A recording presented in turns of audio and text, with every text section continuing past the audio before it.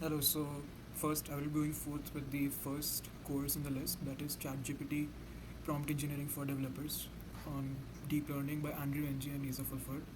In this, first we discuss is what prompt engineers are and what they do. Prompt engineering basically is what we write prompts and feed to the large language models such as ChatGPT to get our desired outputs. Now, prompt engineers, what they do is that they take that input and try to get the desired results by optimizing and designing the prompt in such a manner. Like many a times when you feed the prompts into ChatGPT or any other large language model like Gemini, we don't get the result that we want. For that, to get the desired result, is what prompt engineers do. Now, the guidelines for prompt engineering is first we try to write clear and specific instructions by using delimiters such as triple quotes or triple apostrophes, and then we try to give the model some time to think so that it can think and then give us the proper answer for our complex tasks.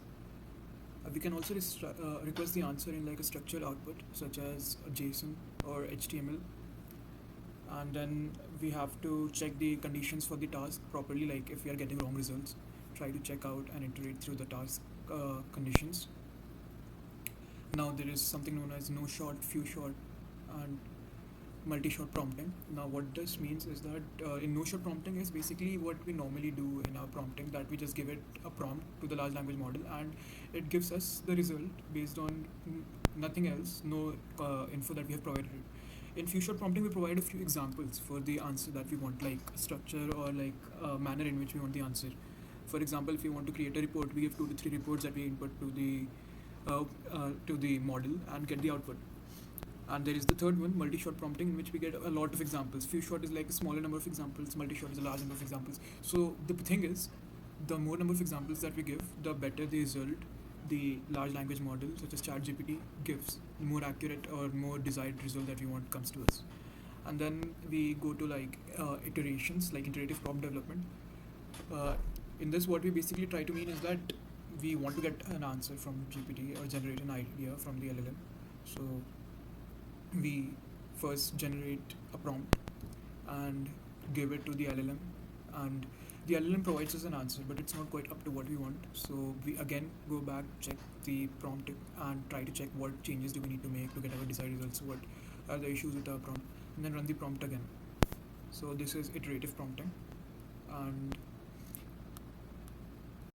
we repeat the idea again and try to run it. Now, what else prompt can do is,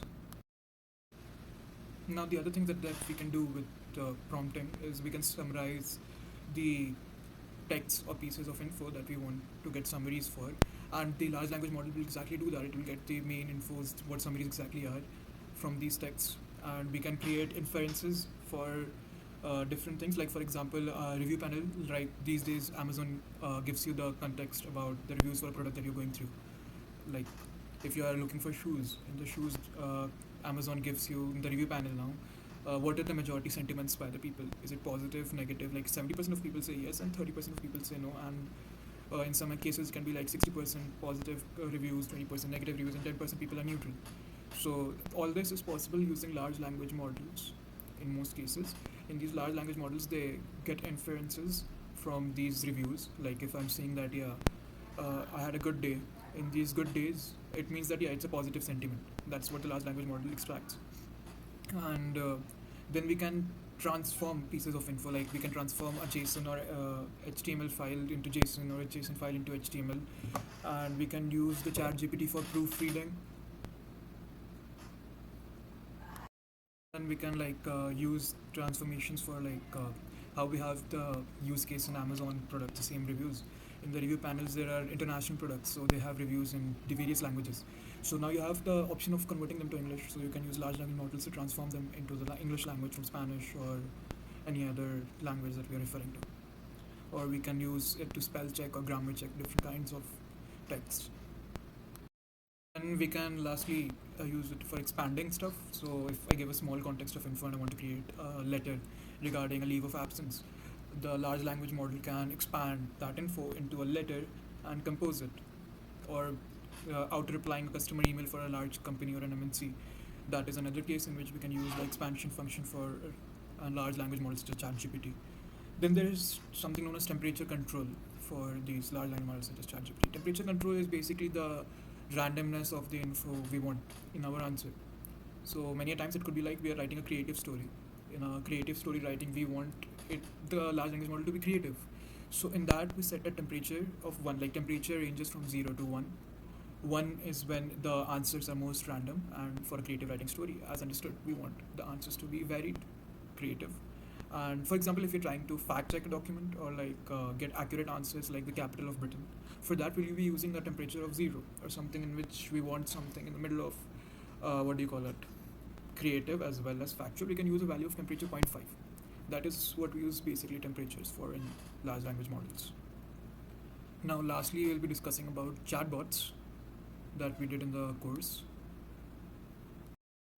So, in the chatbots part of the course, we built a chatbot or an order bot for a pizza restaurant.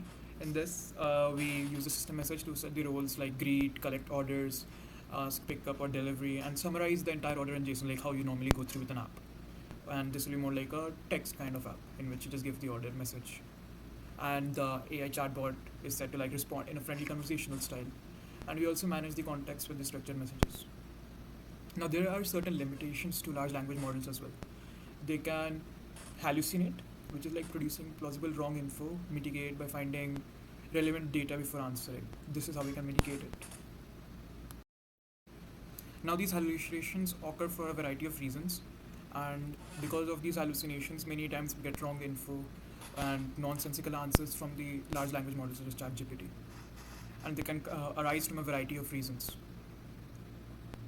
From this entire course, this is what we exactly run: the expansion, inference of data, how do you build a chatbot, or how do you use those chatbots, how do you code those chatbots from the video coding examples.